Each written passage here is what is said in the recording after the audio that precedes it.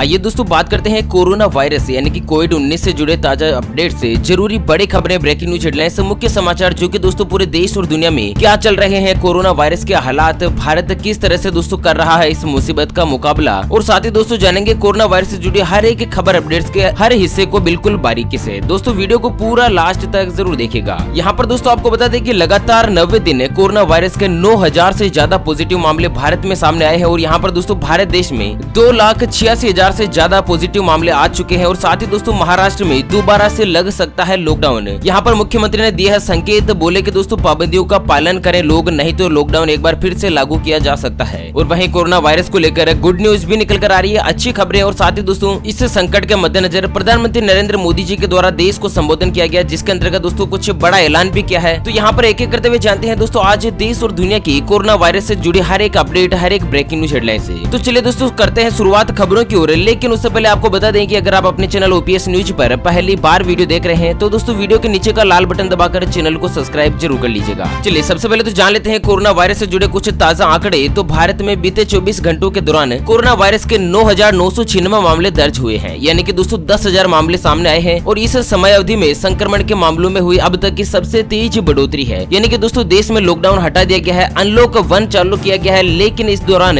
पिछले 7 दिनों का अगर रिकॉर्ड उठाकर देखें तो यहाँ पर लॉकडाउन से ज्यादा दोस्तों पॉजिटिव आंकड़े जो है इस समय सामने आ रहे हैं और लगातार 90 दिन कोरोना वायरस के मामलों का जो आंकड़ा है वो 9,000 से ऊपर ही दर्ज हुआ है। बीते 24 घंटों के दौरान अलग अलग हिस्सों में संक्रमण के चलते कुल भारत में 357 लोगों की मौत की खबर सामने आ रही है और इस तरह देश में कोरोना वायरस के मरीज और इससे जान गंवाने वालों का आंकड़ा 8,102 पर पहुंच चुका है। जहां पर इस महामारी से सबसे ज्यादा प्रभावित राज्य महाराष्ट्र है और जहां मामलों की संख्या 1 लाख की तरफ बढ़ रही है। राज्य में अब तक कोरोना वायरस से 3,000 से ज्यादा लोगों की जान जा चुकी है, जिनमें से 34 पुलिसकर्मी शामिल है और उधर सरकार का कहना है कि टेस्टिंग बढ़ाई जा रही है और उसके मुताबिक अब रोज ही 1 लाख से ज्यादा लोगों का टेस्ट हो रहा है। और वहीं राजस्थान राज्य से बड़ी खबर निकल कर आ रही है कि कोरोना वायरस के मद्देनजर राजस्थान के मुख्यमंत्री अशोक गहलोत के द्वारा राज्य की जो सीमाएं है वो सील कर दी गई है। बाहरी लोगों के प्रवेश पर पूर्ण रूप से पाबंदियां लगा दी है। अब दोस्तों राजस्थान के बाहर का व्यक्ति बिना पास राजस्थान में एंट्री नहीं कर पाएगा। लॉकडाउन के मद्देनजर लोगों के द्वारा लगातार लापरवाही बरती जा रही थी, उसी के मद्देनजर राज्य सरकार के द्वारा अपनी अपनी सीमाएं सील करने का फैसला किया है। और वहीं आपको बता दें दोस्तों कि राजस्थान राज्य से बड़ी खबर एक और आ रही है, जहां पर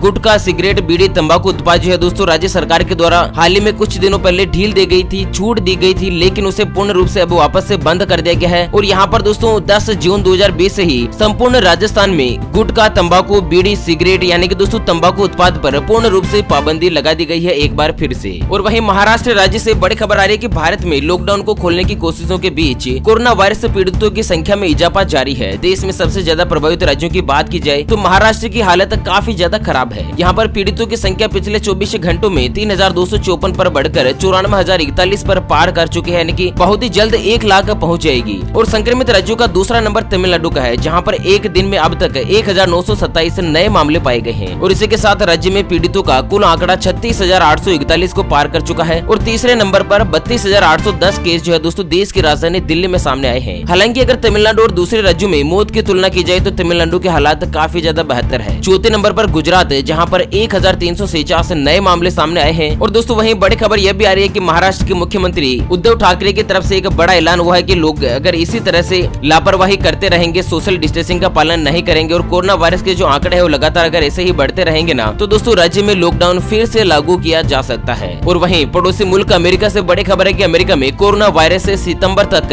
2 लाख लोगों की मौत की आशंका। जी हाँ दोस्तों, दुनिया की सबसे बड़ी विकसित अर्थव्यवस्था अमेरिका के भारतीय मूल के एक जाने माने प्रोफेसर ने सचेत किया है कि इस साल सितंबर तक देश में कोरोना वायरस वैश्विक महामारी के कारण मरने वालों की संख्या अकेले अमेरिका में 2 लाख तक पहुंच सकती है। और कोविड-19 के मामलों में बड़ी गिरावट की उम्मीद करना खाली पुलाव पकाने के समान होगा। कुल मिलाकर दोस्तों जब तक कोरोना वायरस की वैक्सीन नहीं बन जाती ना तब तक यहाँ पर दोस्तों लगातार मामले सामने आते रहेंगे। भारत के हालात कुछ दोस्तों ठीक भी है और यहाँ पर भारत से बड़ी खुशखबरी भी निकल कर आ रही है। कोरोना को राहत देने वाली कुछ खबर है दोस्तों। आपको बता दें कि कोरोना वायरस के एक्टिव मामलों के मुकाबले रिकवर मामलों की बड़ी तादाद है, यानी कि दोस्तों कोरोना वायरस के एक्टिव जो नए मामले बढ़ रहे हैं उनमें से सबसे ज्यादा मामले कोरोना वायरस के पुराने ठीक हुए लोगों की संख्या लगातार बढ़ रही है। जहां पर कोरोना वायरस से संक्रमित मरीजों में से 1,35,206 ऐसे सौभाग्यशाली खुश नसीब लोग हैं जो कि दोस्तों पूर्णतः ठीक हो चुके हैं, यानी कि करीब 50% मरीज रिकवर हो चुके हैं। कोरोना वायरस के 100 में से 50 लोगों के ठीक होने की खबर सामने आ रही है। और वहीं वहीं दोस्तों एक चीज आपको बता दें कि सफरगंज अस्पताल के प्रोफेसर डॉक्टर नीरज गुप्ता का कहना है कि कोरोना वायरस के 80% से ज्यादा मरीज जिनमें केवल और केवल मामूली लक्षण दिखने की संभावना रहती है और ऐसे मरीज पूरी तरह से ठीक हो जाते हैं। गुप्ता ने आगे कहा कि कोरोना वायरस से बचने के लिए लोगों को सोशल डिस्टेंसिंग और स्वच्छता संबंधी गाइडलाइंस का पालन करना चाहिए। और वहीं ग्लोबल रिपोर्ट्स के मुताबिक कोरोना वायरस से संक्रमित सिर्फ 20% मरीजों को ही भर्ती करने की जरूरत पड़ती है। जॉन्स हॉकिंस यूनिवर्सिटी के मुताबिक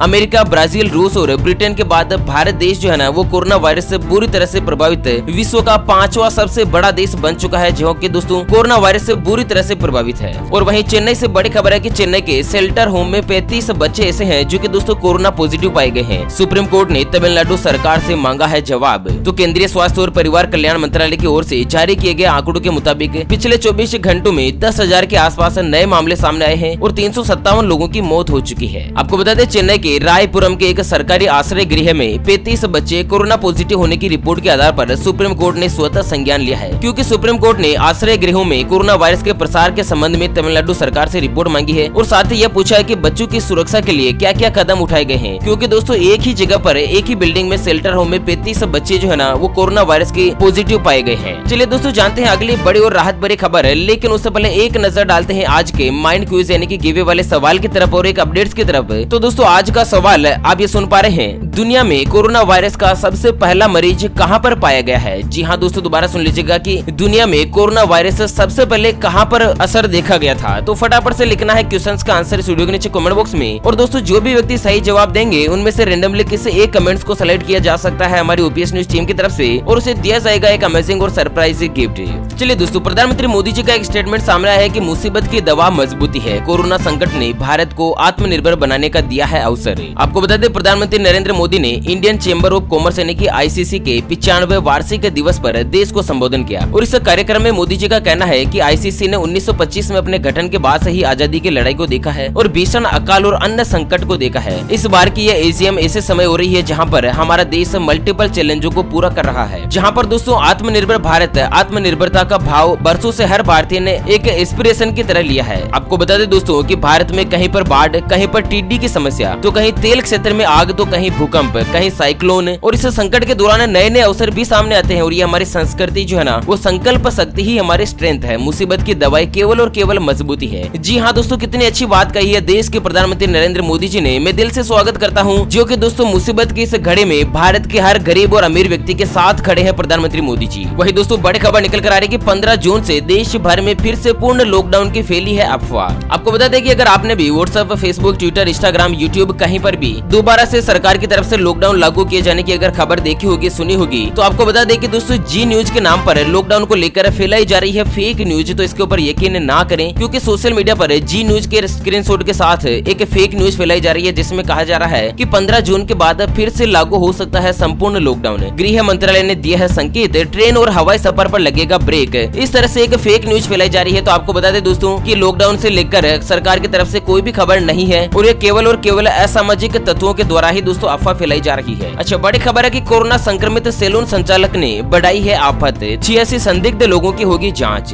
जी हाँ दोस्तों भोरे ग्राम पंचायत पर एक साथ 11 कोरोना संक्रमित मरीज सामने आए थे और वहाँ पर दोस्तों मेडिकल टीम ने संक्रमित मरीजों के कॉन्टेक्ट में आए 86 लोगों की पहचान की है, जिनमें से संक्रमित मरीजों के परिवार के सदस्य भी शामिल हैं। और वहीं दोस्तों एक सैलून संचालक यानी कि बाल काटने वाले दुकानदार जिसने 40 से ज्यादा लोगों को संपर्क में लिया था और इन सभी 40 लोगों को दोस्तों क्वारंटाइन कर लिया गया है, जहाँ पर सैलून संचालक लगातार सरकार की आफत बढ़ा रहे हैं क्योंकि एक ही दिन एक ही ग्राम पंचायत में एक साथ 11 लोगों की जो रिपोर्ट है ना वो पॉजिटिव सामने आई थी। और वहीं पाकिस्तान से बड़ी खबर है कि कोरोना वायरस के लिए पाकिस्तान तीसरा सबसे ज्यादा जोखिम वाला देश। तो दुनिया भर के देश से कोरोना वायरस के प्रसार को रोकने के लिए संघर्ष कर रहे हैं और इसी बीच एक अध्ययन से पता चलता है कि पाकिस्तान वायरस से प्रभावित होने वाले सबसे ज्यादा जोखिम वाले देशों में तीसरे स्थान पर है। दरअसल पाकिस्तान की रैंकिंग कुल 200 देशों में से 148वें स्थान पर की गई है और पाकिस्तान को सुरक्षात्मक नंबर यानी कि सेफ्टी स्कोर के आधार पर 370 अंक मिले हैं। कुल मिलाकर दोस्तों पाकिस्तान के हालात बहुत ही ज्यादा दयनीय है और इससे खबरें सामने आ रही है कि दोस्तों पाकिस्तान में कोरोना वायरस बुरी तरह से प्रभावित तो हो चुका है, लेकिन पाकिस्तानी मीडिया और वहाँ की जो सरकारें है ना वो डेटा को बताने से डर रही है। सही डेटा और आंकड़े जो है ना वो दोस्तों